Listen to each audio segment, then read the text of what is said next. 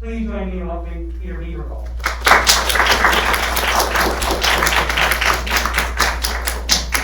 Hello.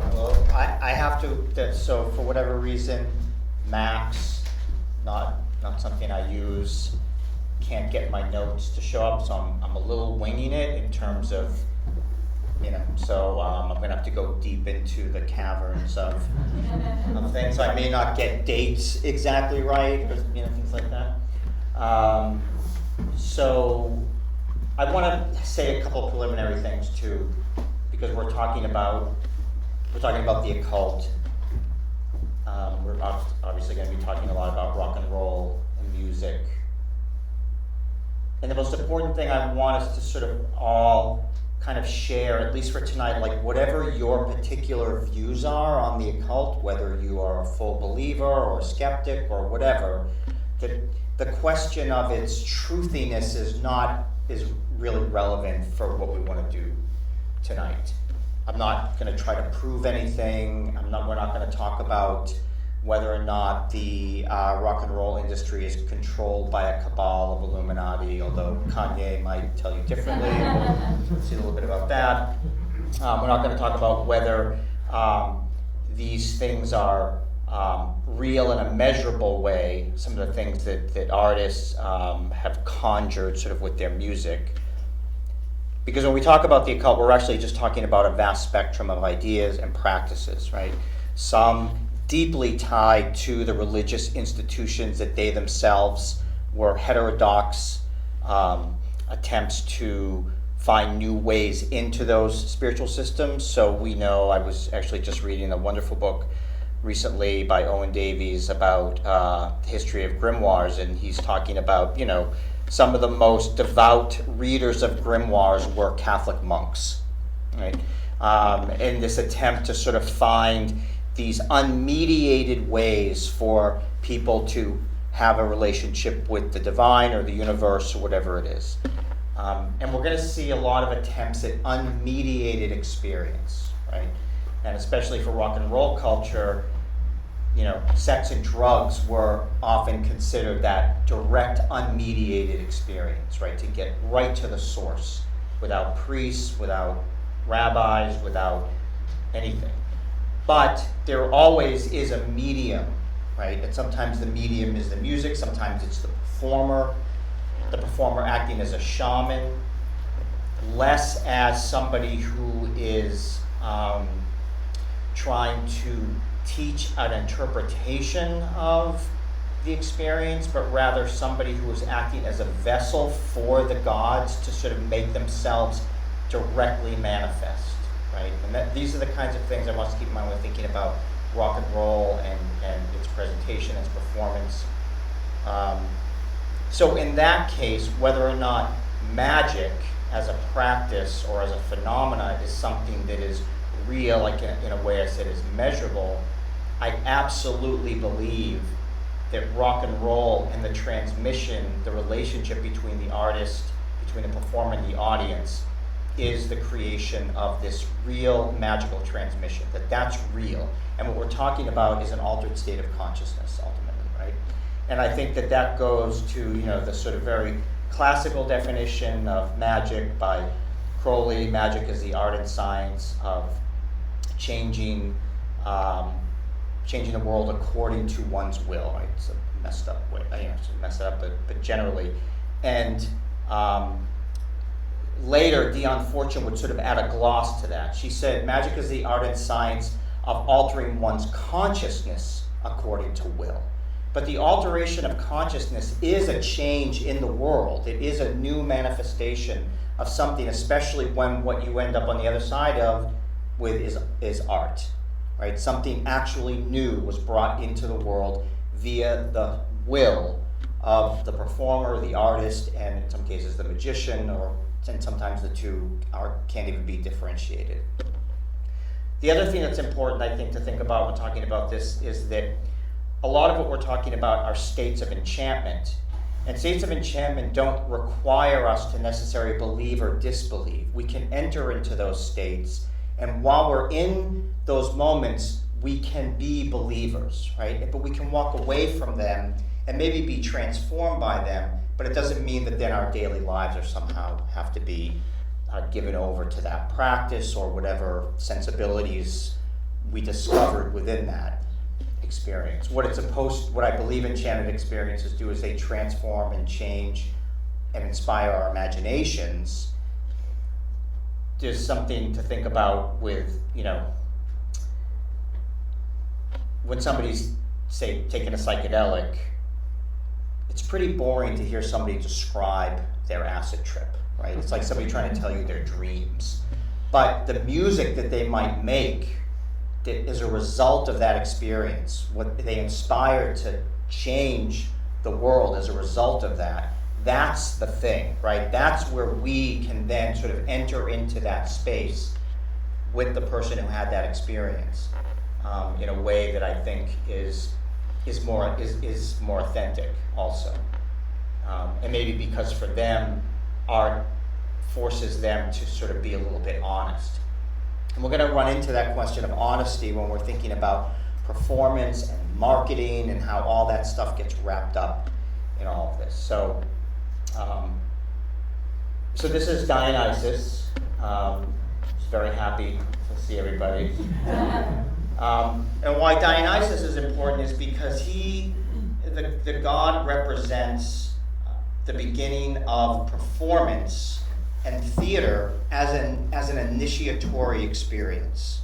Right? This is actually the origins of theater rest in the cult of Dionysus. You would watch the performance, and by being in the audience, you were also an initiate. Right? And that happens largely because of the mask. The mask is the thing. The god can't be known until its face is put on. And so the mask faces the audience, and they have to bear witness to it, and that's where that initiatory thing takes place. Masks are obviously an essential part of rock and roll, right? And so we're going to see that over the course of the time that we're together tonight, looking at some of these things. This is see, my notes. Does anybody? Paganini. Thank you, Paganini. This is Paganini. You can see even the illustration of him plays with the shadows to show the two little horns. People would claim he was this, virtuosic violinist, and people would claim that they would see devils running up and down his arm when he played. And so even sort of the presentation of him probably, in a newspaper or in a magazine would highlight this idea that he was somehow possessed. And so there's this very interesting tension, even way before we get to rock and roll, that music that inspires a certain kind of emotion must be through some other means other than the divine, right? Because there's some otherworldly quality to it that is not by Bach or by these certain kinds of this certain kind of music that was supposed to be worshipful and that the church would say is good to go, but it's something quite different. The roots of rock and roll really, we talk about the blues, of course, but we really have to go back to really thinking about the Gospels, and even before that, we have to think about the African American spiritual. And we want to find inside of the spiritual the other ways in which slaves practiced religion. Now, these are people that were taken, violently from their African homes, and they had already had their own religious experience with their gods, which we know some of their names. These are Orishas, which have transformed into Haiti. So we have Legba. A lot of these are crossroad deities. This is where this idea of meeting the devil at the crossroads and learning some secret musical knowledge. This all gets traced back to these African American folk tales, which are African at their roots, right? And it wasn't the devil that met you at the crossroads originally, it was Legba. But that god can't stay that god, right? It has to get transformed. So when the slaves were brought here and Christianized, and many of them converted. Sometimes, I mean, willingly is a tough word, but you have to remember that these are people for whom they're given a story that tells them by their slave owners, by their masters, that you are a slave on earth, but if you obey your master, you will also be able to serve him in heaven. And Jesus is that salvific moment. One of the big reasons why they didn't want slaves to learn to read, is because they didn't want them to read the Bible. Because the Bible is a story of liberation. The story of Exodus is a story of the slaves being freed. Right? And a lot of slaves would later use the story of Exodus and some of the Hebrew Deuteronomic laws to stage rebellions, where they saw that the slave owners themselves were actually going beyond what the law allowed in terms of slave ownership. So the slaves would meet. They would go to the church that they were required to go to. They would learn the lessons from their masters and from the ministers that were preaching to them, telling them how their life as a slave was what God ordained for them. And then they would go out in secret into the woods, into what they called hush harbors or hush arbors. And they would practice these circle chants. And there, what they would do is they would still worshiping Jesus. They were still Christian, but they used the ritual activities of their African roots. So a lot of that stuff can be seen in the way that they move, in the way that the things that they sing about, how stories of Jesus or Adam in the garden were synthesized with stories of these African gods or African tricksters. So we're just going to play a little bit of one of these here. Oh, get the volume up.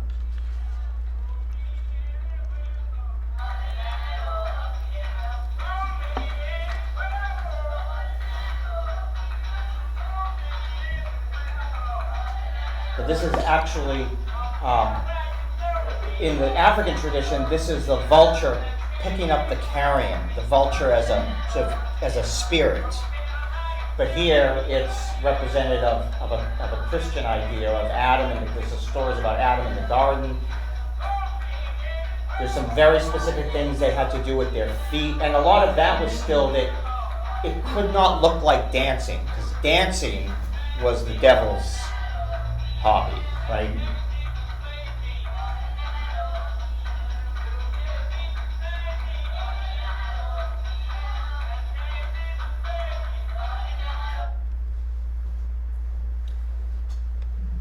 So these gods are obviously transformed right into the devil.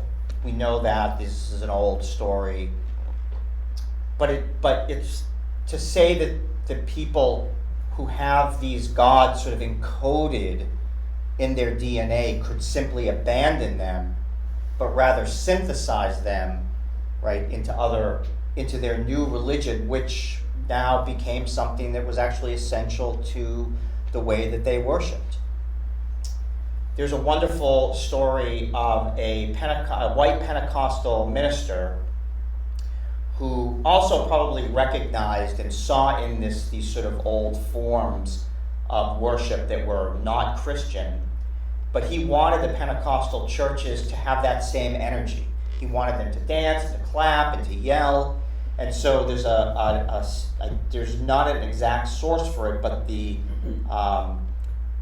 it is said that this minister says to his church, "We can't let the devil keep all this good rhythm. We have to take this." And so that really becomes the beginning of this Pentecostal way of worship. And Elvis himself, who was a member of what's called the Assemblies of God Church, which is a sort of Pentecostal offshoot, when he was accused of his dancing being something that was sinful, a little too black, and potentially of the devil, he said, "I learned this in my church. This is not a new rock and roll thing that I'm doing, right? This comes from how I was brought up." And so to know and to understand, I think, that rock's roots are in this is so important for us to understand that continuum of understanding of this worship that you make your own, right? It's an act of rebellion. It's both an act of liberation, but it's also an act of rebellion. The Romantics and the symbolists, artists, wanted a return to sort of these ideas. They saw, in some ways, Christianity as a failure, sort of to unite, right, us with sort of with the natural order of things. And it was also a response, in many ways, against the scientific revolution, right, where it feels like spirit is being drained. This is the story of Pan, who is trying to capture this wood nymph here, and what happens in the myth is she gets away, and he's sort of just pining for her, and he hears this music coming through the reeds, and so he fashions a flute out of those reeds, and that's sort of supposedly the origin of the pan flute. And I love this idea that this sort of his unfulfilled lust becomes music, right? Here's another of the symbolists, sort of the faun and the nymph. Now these ideas would become very important as we start to move into the 1960s, and rock and roll is really starting to have its own identity. An identity that in some ways is separate from its origin in the blues, especially in England, because a lot of British musicians, weren't as familiar with the blues. I mean, obviously the Stones would, take on that, and Led Zeppelin, we have all that, but especially for the bands that were working with psychedelic, what we consider sort of that early psychedelic music, were more interested in sort of folk traditions, both of the British Isles, but also in the United States. Harry Smith, who was a collector of all these wonderful American folk songs, put out a collection in the 50s, the American Folkways collection, which was to have a huge influence on musicians and artists in terms of showcasing these things that otherwise nobody would ever have heard. Here is probably, one of the most important of the 1960s acts, Pink Floyd. Their album Piper at the Gates of Dawn, the Piper is Pan, right? It's a direct name of the chapter from The Wind in the Willows. And I just want to quickly read a little bit about this. This is Kenneth Graham's book from 1908. And the character, there's this very strange moment in the book where Rat and Mole are in the woods, and they suddenly encounter Pan in the woods. And he writes, and it's an initiation. There's a children's book where these little tiny animals are being initiated into the cult of Pan. Then suddenly the mole felt a great awe fall upon him, an awe that turned his muscles to water, bowed his head and rooted his feet to the ground. It was no panic terror. Indeed, he felt wonderfully at peace and happy, but it was an awe that smote and held him. Without seeing, he knew it could only mean that some august presence was very, very near. Trembling, he obeyed and raised his humble head, and then in that utter clearness of the imminent dawn, while nature, flushed with fullness of incredible color, seemed to hold her breath for the event, he looked into the very eyes of the friend and helper. And, one of the great things about Syd Barrett, which would also be his undoing, is this sort of whimsical attempt to make his psychedelic use manifest in that way. It ultimately destroyed him, and I think we all know, or I don't say we all know, but the stories of Syd Barrett's sort of mental breakdown, essentially, as a result of his LSD use, is pretty well documented. But, here they are sort of in their peak, and you can imagine, how young they are, and how exciting it was not only to be experimenting with these substances, but to be trying to connect what they were doing with this idea that the gods could be right in front of us, right? This unmediated experience like Mole has with Pan. And the attempt, I think, was for the music itself to be this unmediated experience. But they kept looking in the past to sort of find the things. There's actually a picture of it from the original. Isn't that fantastic? So all the parts of 1960s psychedelic culture was an attempt to sort of recapture this immediacy of that relationship to the gods in the same way that the slaves were trying to do. It was to cast off the master, cast off society, cast off what people were expecting you to do, and worship, literally worship in the way that you felt you could bridge that connection without anything else except the music and the art. And so all of it became part of it. It wasn't just the music, it was the performances, it was the poster art. The poster art, a lot of it was very much influenced. This is Eric Burton, an Animals poster by Alphonse Mucha, right? And he himself was a Rosicrucian, had been initiated into a Freemasonic lodge. He was part of Rosicrucian orders, probably they were all Theosophists. I was just reading today about Frank Oz, who wrote The Wizard of Oz, was a devout Theosophist, and brought a lot of sort of these ideas. After thinking about, again, this sort of the turn of the century and a little bit later, when we're starting to see this reclaiming of that unmediated experience. And we see two things going on at the same time. We see that happening with art and the artists. We know it was happening with composers. Some of the great modern composers like Satie and Ravel were all Rosicrucians, belonged to some manner of Rosicrucian lodge or some other fraternal order. Around this time, of course, we have probably, other than Madame Blavatsky's Theosophy, the thing that would transform, I think, culture in many ways, but certainly Western esoteric culture would be the beginnings of the Hermetic Order of the Golden Dawn, which was something that by its nature attracted artists, attracted writers, attracted people who maybe really weren't, and because so many of them were women, weren't Masons, right? So they weren't coming up sort of through these lodge systems where they thought they were just going to find something a little bit more mysterious. They really saw in the Golden Dawn an attempt, again, to sort of, I think, cast off sort of the Judeo-Christian shackles, despite many of them being Christian, like Arthur Waite, many of them being Christian, but finding a magical practice in the Hermetic Order of the Golden Dawn that was about this unmediated experience. This is a bit from a live Pink Floyd concert in 1967. And I think what's great is to sort of look at this and then to look at the little bit of the famous shows that...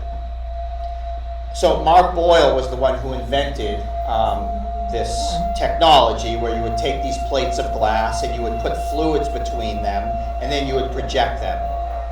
And the idea was that this, along with the music, would help to induce this enchanted state of consciousness. And that's part of it from the beginning, right? Even when we're talking about the slaves, we're talking about these modes of enchantment, where you create these liminal spaces away from regular everyday life that is separate and becomes a sacred space. And this is all sort of part of what they believed and he believed helped make this happen. In the early experiments, he was using blood and semen and I guess any fluids they could get their hands on, no pun intended, but eventually I think it was just colored oils. Probably the UFO club management preferred that. Now this seems a little bit quaint to us now, but you have to imagine being 18 years old in 1967 and going to a show and hearing this music for the first time, maybe tripping, having other projections, people dancing. It wasn't just a concert, right? It felt like an initiatory experience. Like that guy's having.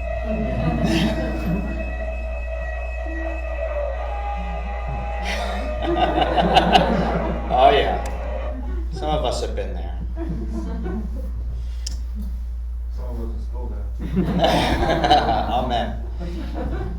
So, what happens though with all of these things is pop culture gets a hold of them. And this gets again to that question of authenticity, right? So, Pepsi, this is their ad around that time, using all those elements. Obviously, many people inspired by the fellow Max, who did the Peter Max, who did the Yellow Submarine. He had a big influence on sort of the art and artifice of that time. But so this is cute, right? But it does verge into the level of the absurd. This is probably one of my favorite artifacts. I think even better than that Pink Floyd is this.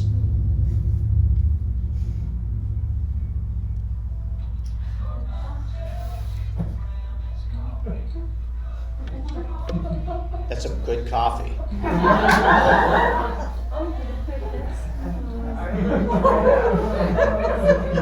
It gets better. Watch her. One more sip. There it is.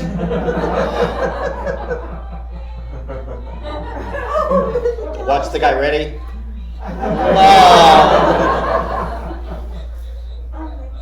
And you ever seen any more square of a guy? Because it was decaf. That was the big thing.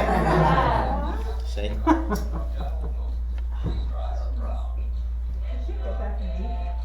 There they go.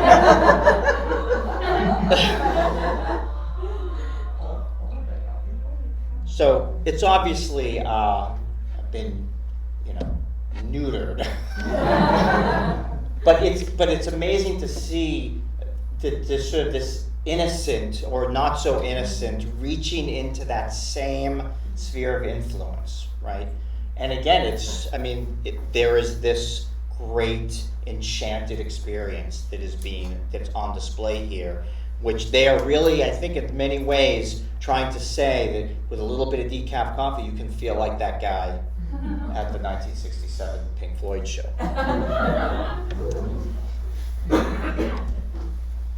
Hair would take on that and bring it into the pop culture, but also do it in ways that were still itself pretty unorthodox, with nudity on the stage, first time. They wanted at the end of the show this is from the film, actually, from the 1979 film, which I think is actually pretty good. I know a lot of people don't think it's good, but they would invite people up on the stage. They wanted it to sort of feel like a love-in, like an actual experience.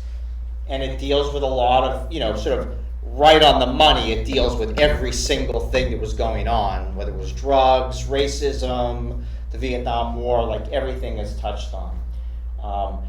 But to move from the underground into the mainstream in this way, it seems like only the 1960s was capable of sort of withstanding those two poles, and so you end up with things also like Abbie Hoffman and his crew trying to supposedly elevate the Pentagon, right? Levitate the Pentagon, with all the hippies surrounded the Pentagon, and Allen Ginsberg was there, and it was the whole way of this sort of presentation, right? This public presentation of these ideas, where the power, it literally is, the power is in the people, right? It's not in the priests, it's not in the government.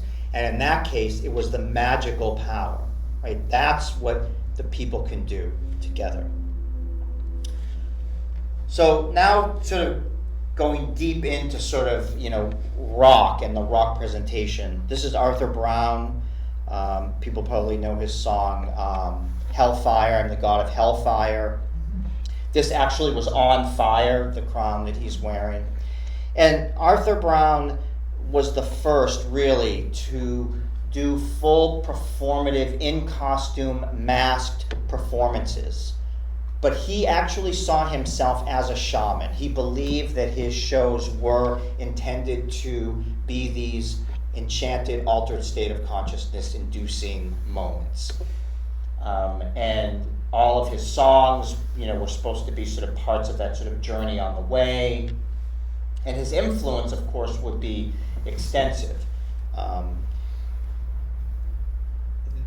It was also where we start to see, and for him, the impact of and the influence of light, and how light would start to play into how these things were starting to be used to shape consciousness. We see this in the Golden Dawn magical practices, where color is an essential thing. Each color corresponds to a certain planet, right? So I don't want to go deep, give you deep some magical education here, but essentially, right, thinking about the sort of the law of correspondences, where each planet has a corresponding color, stone, plant, and by activating, by meditating, by using those elements, you actually are invoking the power of that planet, right? So the colors become this essential way of manifesting these certain powers, these planetary powers. This is a composition by Scriabin, who was a composer who developed a color organ. And you can't see it, but at the very top of this, it has the colors that are supposed to change during the actual performance of this piece on a light that the audience would see to induce these changes, to create these modes based on really the quality, the power of those colors, the individual personalities of those colors. This was something that a couple of Rosicrucian gentlemen invented called the luxatone, and this was also a color organ that would manifest these colors that were to create these varying states of consciousness. And we do know that by playing with different ways in which you change color and light, you can actually change the waves of the brain, like going into deeper states of beta and alpha waves, right? This is gold. This is W.B. Yeats's Golden Dawn notebooks, and I just like this because it's just a really good example of playing with, showing the sort of the color wheel and its use as for Golden Dawn ritual activities. So Arthur Brown's work. All for nothing, we get a kiss. No. And he liked that he had this kind of influence, and Alice Cooper also was somebody who was influenced by Arthur Brown, but he couldn't believe that all the work that he had done to teach how rock and roll could be a shamanic experience turned into schools out. And he felt that it was a misuse, right, of the power of this kind of performance. I mean, he really believed that rock and roll was this way of transmitting this kind of experience between the performer and the audience. What's interesting, though, about Arthur Brown, though, is he also understood that it only, like we talked about at the very beginning, it only has to happen while you're having the experience. So he tells this story about in London, he had gone shopping and he was on his way home, and these kids start following him. They're like, "Oh, you're the god of hellfire. Come on, do something. Show us some fire. Show us some magic." And he says, "Oh, come on." He's trying to get away from them, and he doesn't have his keys, and he has to go to his door. He's at his apartment building, and he pushes the buzzer, and his wife calls down, and he says, "Oh no, I forgot the milk." And the kids go, "The God of Hellfire forgot the milk!" Ah! And they walk away, and they're all disenchanted. And he's like, I'm still just the guy that has to drink milk. But that doesn't mean that the experience of who he is in that shamanic persona is lessened at all. It doesn't undermine that at all, right? It has to do with agreeing to being in that state of in that sort of enchanted state. I think it's in many ways similar to going to see even something as simple as a stage magician, where we know that we're being tricked. We know that there's something behind it. We're not actually seeing a supernatural or paranormal experience, but we can still be mystified by it, and we can still allow ourselves for the time that we're in there to feel like something supernormal is going on, right? This is just again showing some examples here of the symbolist influence and later the decadent influence. This is Arthur Beardsley, who was one of the great decadent illustrators. I love, if you look very carefully, you can see the winged. We don't really know who this is. It is sort of probably a Hermes messenger, obviously, character with his winged feet, passing along some secret knowledge to the young lady in the fields here in the garden. There's another one of his. I didn't bring the ones with the giant phalluses that he's also well known for, but so shamans, right? Initiation. Led Zeppelin is probably thought of as sort of the band that catered, at least in the popular imagination in the present time, catered to the devil, worshiped the devil. There's more songs about Tolkien than any about, I think the devil is mentioned in one Led Zeppelin song. Page, obviously, we know that Jimmy Page was somebody who was a devotee of Crowley, spent a lot of money on his books, ended up buying the home called the Boleskine House, which I don't know if people know recently burned. There's a fire there. And oh, that's right, thank you. What's interesting about that, though, is, first of all, we know that Mr. Alistair was not a Satanist or a devil worshiper, right? I mean, and so we can put that, whether or not he liked to present and have this presentation, the great beast and shocking, polite British society, was probably much more performance, right, than who he was as a practitioner. But he did represent something that probably for a couple of young 20-year-olds who are suddenly extremely wealthy and realizing that their art is actually changing the world. Not just making some cool music, not just selling a few records, but changing pop culture, changing our whole understanding of what rock and roll performance could be, about what it meant to be a young man, to play with androgyny in this way, all the ways in which they were transformation magicians. It made sense. It makes sense that if you are that person and you are seeking a sort of spiritual consciousness, that you are going to go towards those who also appear to be pushing up against polite society, pushing up against normative Judeo-Christian understandings of the world, trying to get at some secret truth that only requires you to show up and present yourself to the audience, to the performance, right? I mean, look, there's been some great rock and roll since Led Zeppelin. That's fine. But I don't believe anything like this could happen again. That a performer could invoke this Dionysian quality in this way without it looking like it was either an homage, or we wouldn't take it seriously. Like, what was it about pop consciousness that could so move into this kind of enchanted states that Led Zeppelin was able to produce? And that requires the audience, right? It requires that give and take, right? So their engineer, he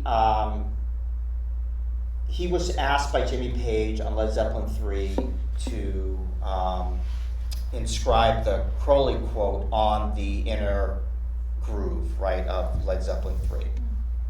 And he didn't want to do it. He was worried he was going to ruin the master disc, and it was this whole thing where you had to really be very careful. They were pressed, they went out.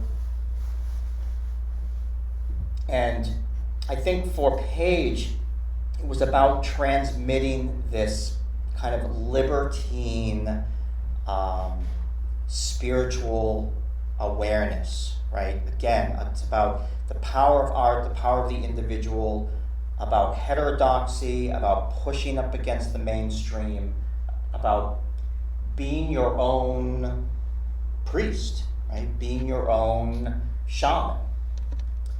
Later, he was watching, the engineer was watching, he was looking through channels, and he came to the 700 Club, which is the great Christian television station show. And he was watching, and they held up Led Zeppelin 3. And they pulled out the thing. They said, see, this is evidence of the satanic conspiracy that has overtaken our children, overtaken culture, overtaken music. And he said, he sat there and he said, I can't believe I did that. Like, I am responsible for the whole wave of satanic panic that would ultimately engulf everything, right?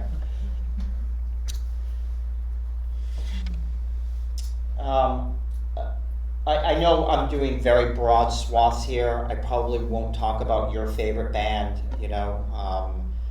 so I'm going to try to get through this with what I think are sort of representative examples of what I'm trying to convey.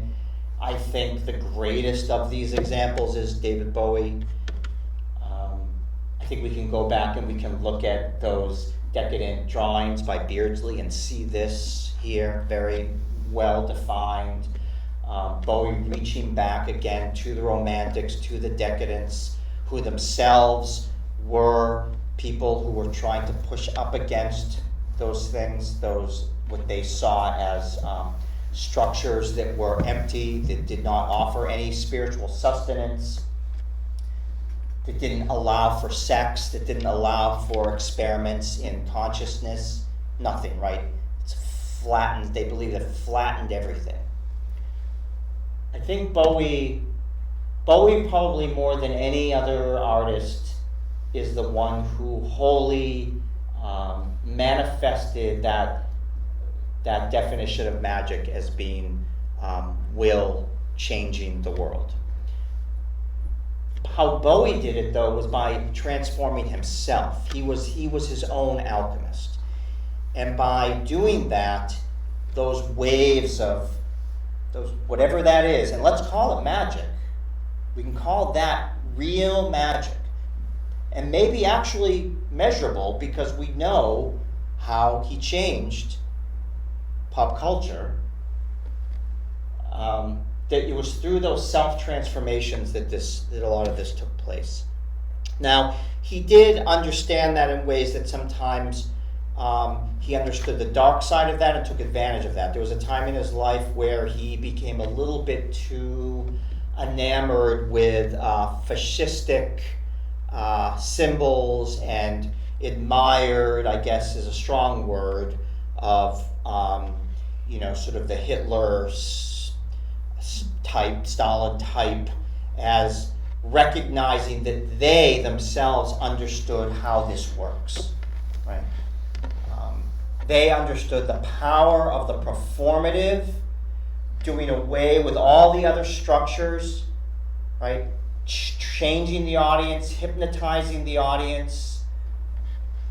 He understood that. He spoke sometimes in a way that he later would very much regret and would go on to say that. And became, it didn't last long. I mean, we see that with a lot of other artists. We especially see that in the UK underground with Robin Gristle, and some of these bands played a little bit too close for comfort with some of this fascistic uniformity and symbols, and the punks love swastikas as an FU, right, to the system. But and he would later regret that.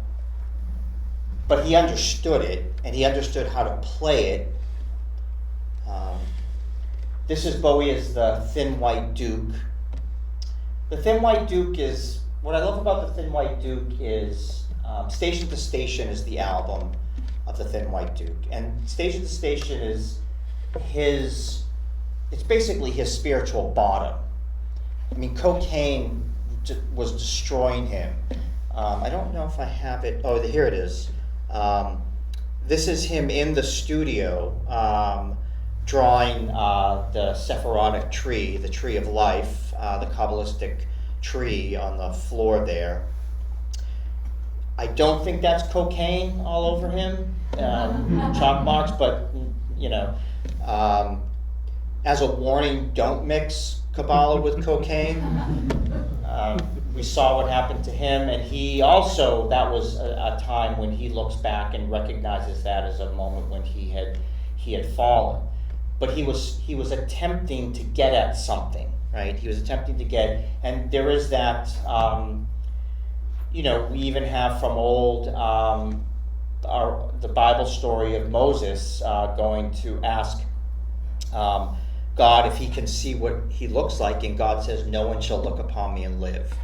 Right? We know that Zeus incinerated many of his mortal girlfriends who insisted on seeing what he looked like. In fact, the birth of Dionysus is a result of Semele, who slept with Zeus, and Zeus, she would go and told all her friends that she was sleeping with the king of the gods, and they said, "No, there's no way. How do you know? He could be lying. Have you ever seen him in his true form as Zeus?" And so she goes to Zeus and she says, "My friends don't believe me. Maybe I don't believe. Maybe you aren't Zeus. Can you prove to me you're Zeus?" And he says, "I can't. No one shall look upon me and live. You'll be." And she insists, and so he reveals himself in all his glory, and she's immediately incinerated. But at that very moment, he realizes she's pregnant, and he removes the baby Dionysus and sews it into his thigh. I mean, whatever. And thus is born Dionysus. And I just love, again, that the spirit of all of this, right, is still, there's this danger, there's this warning about getting too close to the divine. But on the other side of that is this initiatory moment. And maybe for Bowie, this bottom was his initiatory moment into what would become a deeply spiritual and really practicing Buddhist way of life for him up until the end. This something about this, and this is Murnau's Faust from 1926.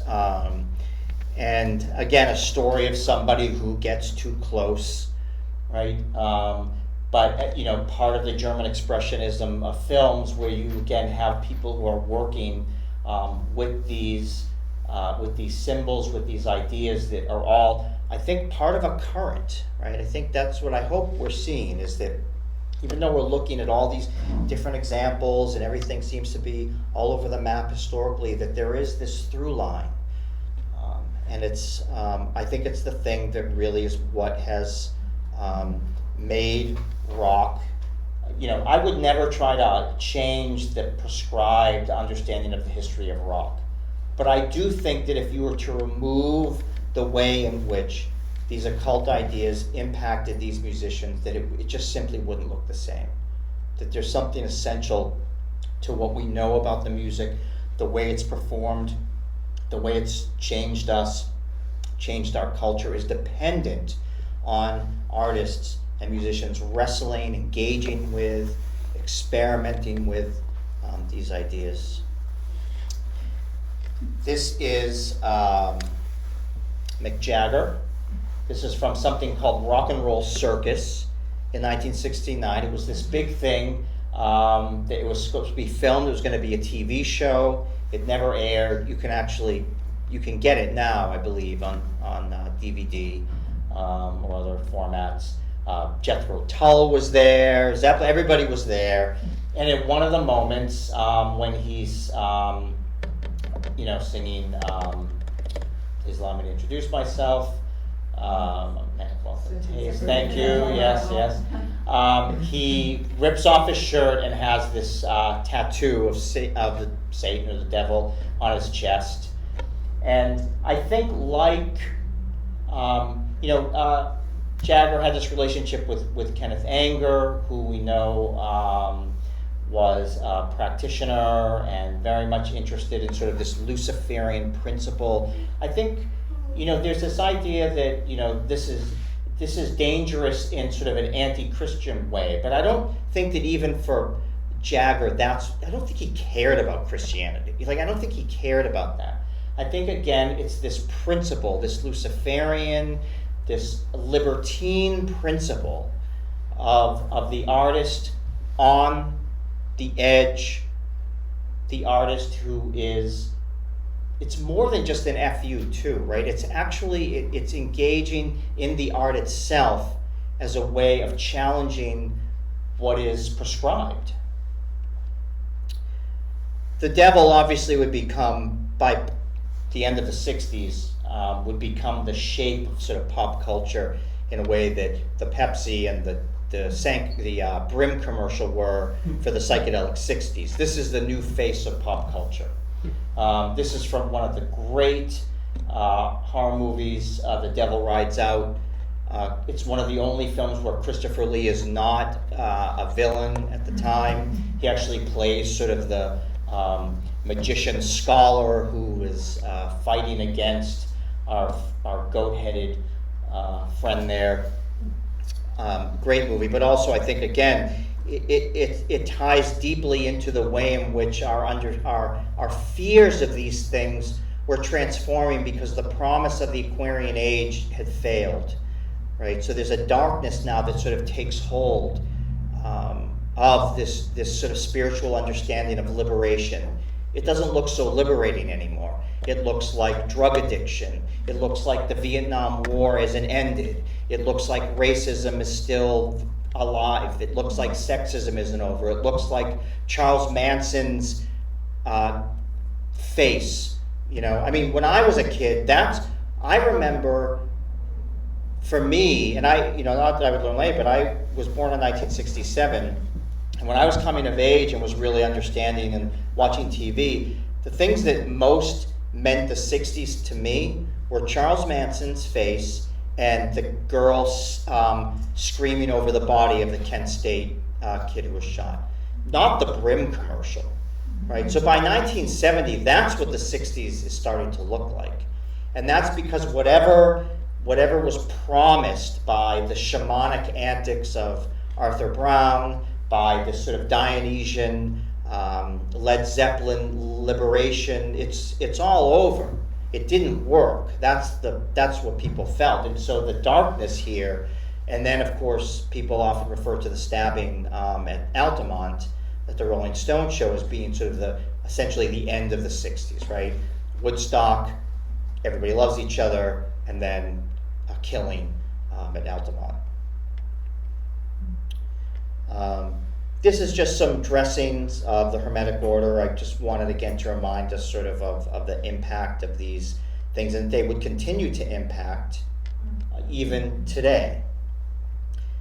So this is Madonna. This is in I think the 2016 Super Bowl. Imagine, I use the word, the cojones to stage a full-on initiatory ceremony at the Super Bowl, right? And I love this. When I was doing the research for this, and I don't even know if it was a coincidence or how I found this, but I knew that her costume looked familiar, and I couldn't figure it out. And then I came upon the high priestess Tara, and I thought, she's no dummy. She knows exactly what she's doing. She learned from all of them. She learned from Bowie. She learned from Arthur Brown, right? This is how you, and talk about transforming culture. And to do this at a place where that kind of transformation is not supposed to happen, right? At the most mainstream American event, the Super Bowl halftime show. Of course, the next day, the internet blogs about the conspiracies of who she really was and what she was trying to do, and they accused her of, she was the sort of the queen priestess of the New World Order, and of course the Jews are behind it. Can't get anywhere without the Jews being part of that. This is an old story, right? This is the conjuration of spirits into the world. We think this is different because it looks different in a way that we say, oh no, that's a spirit. They're doing a whatever invocation, goetic invocation. But I think the same function of consciousness is at play here. The same activity of the mind, and it's not just the audience that has to enter into that enchanted space, the performer has to enter into that enchanted space as well. So she's transformed also in a way that allows for this kind of ritual activity to take place, right? I mean, before the magician could do this, supposed to be fasting, abstaining from sex, bathing, perfumes, all the things that have to go into it. And that's to change the magician's consciousness, right? To prepare them. It's not just to smell good for the spirits. This is the full-on being led out and on the chariot by her.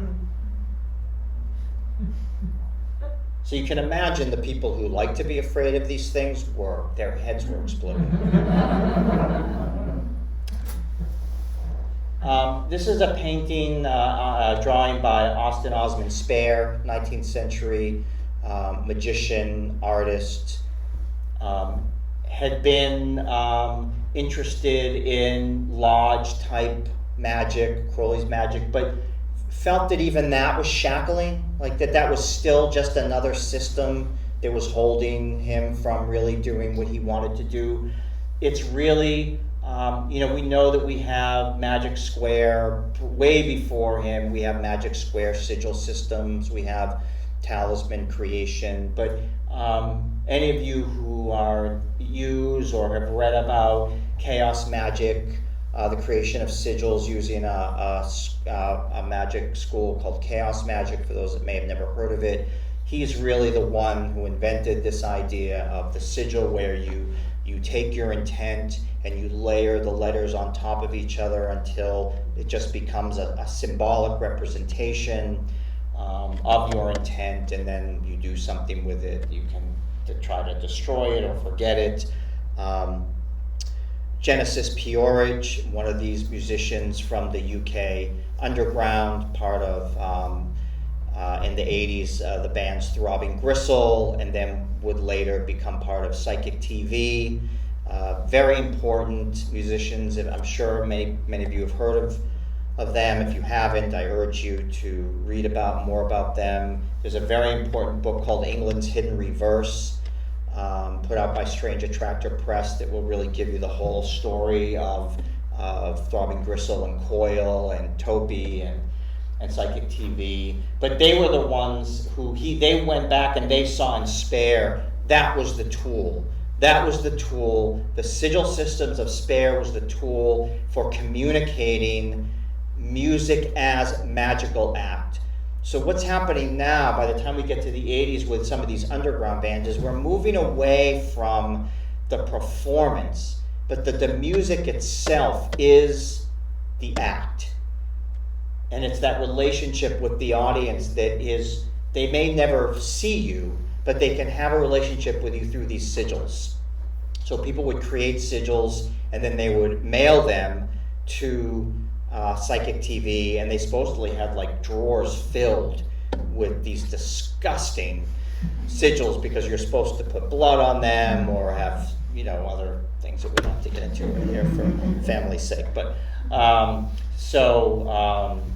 but beautiful in their way, beautiful in that people really felt that they were connecting in this way with this magical current, this sort of new magical current that itself wasn't even interested in what the rebellion of Crowley. That was too light.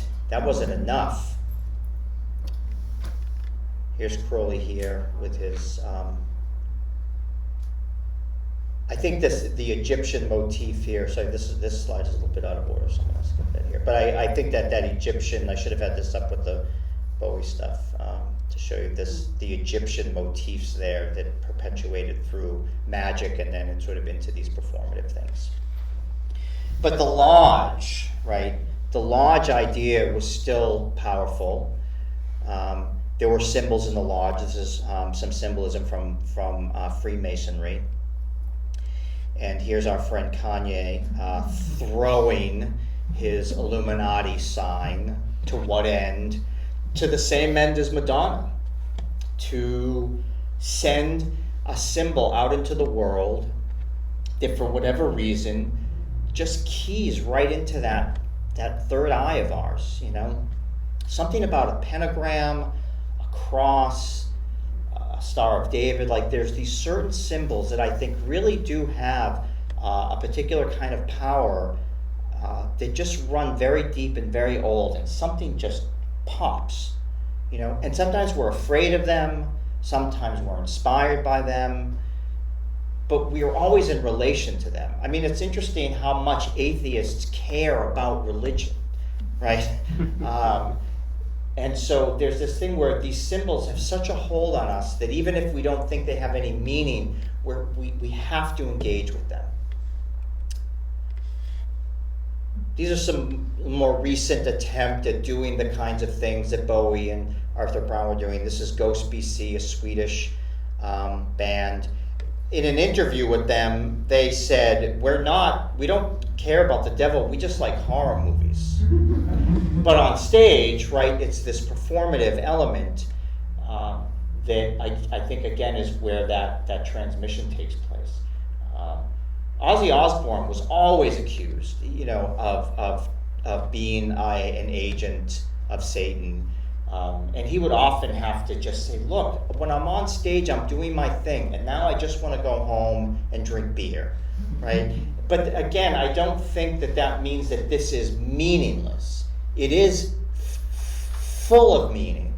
And just because it's only happening within that context doesn't empty it of any of that enchantment, because we can walk away from it and take our earplugs out of our ears and say that it's over. Then I think we get into some really interesting bands today. This is Sun, Stephen O'Malley's metal band.